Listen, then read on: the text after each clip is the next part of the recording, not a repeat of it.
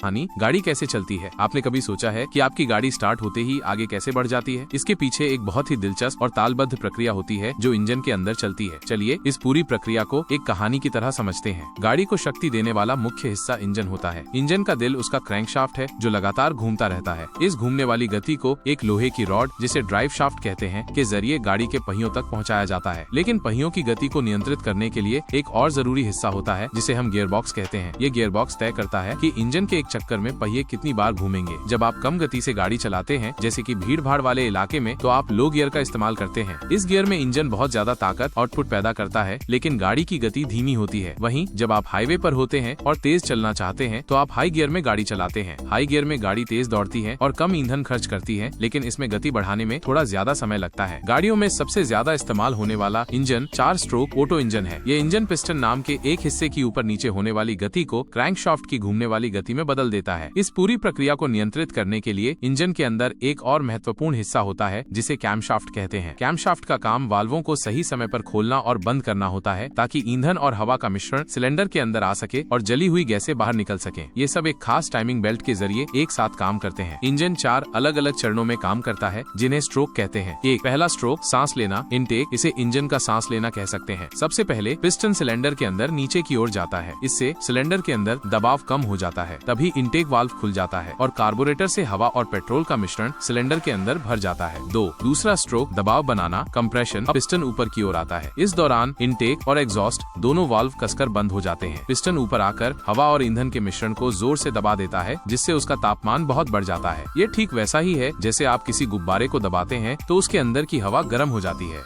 तीसरा स्ट्रोक धमाका और शक्ति, पावर स्ट्रोक। ये सबसे जरूरी चरण है। मिश्रण के पूरी तरह दबने के बाद स्पार्क प्लग एक छोटी सी चिंगारी पैदा करता है। ये चिंगारी दबे हुए और गर्म मिश्रण को जला देती है, जिससे एक बड़ा विस्फोट होता है। इस विस्फोट की शक्ति पिस्टन को जोर से नीचे की ओर धकेलती है। यही वो शक्ति है जो गाड़ी को आगे बढ़ने के लिए ऊर्जा देती है। चौथा स्ट्रोक सांस छोड़ना, एग्जॉस्ट। अब पिस्टन फिर से ऊपर की ओर आता है। इस बार एग्जॉस्ट वाल्व खुल जाता है और पिस्टन जली हुई गैसों को सिलेंडर से बाहर धकेल देता है। ये गैसें गाड़ी के साइलेंसर से बाहर निकल जाती हैं। इस तरह पिस्टन की ऊपर नीचे की सीधी गति को क्रैंकशाफ्ट की घूमने वाली गति में बदल दिया जाता है।